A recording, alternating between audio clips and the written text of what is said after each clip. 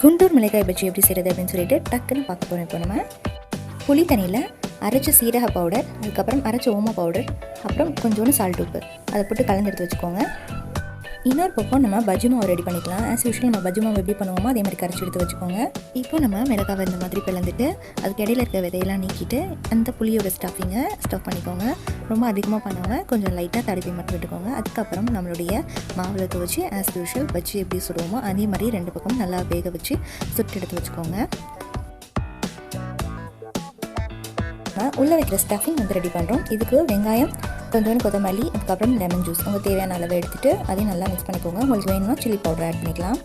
இது எல்லாத்தையும் போட்டுட்டு அந்த மிளகாயை வந்து ரெண்டாக கட் பண்ணிவிட்டு, அதாவது நடுவில் ஒரு சைட் மட்டும் ஓப்பன் பண்ணிவிட்டு உள்ளே ஸ்டஃப் பண்ணிங்க அப்படின்னா நம்மளுடைய குண்டூர் மிளகாய் பஜ்ஜி வந்து தயாராகிடுச்சு.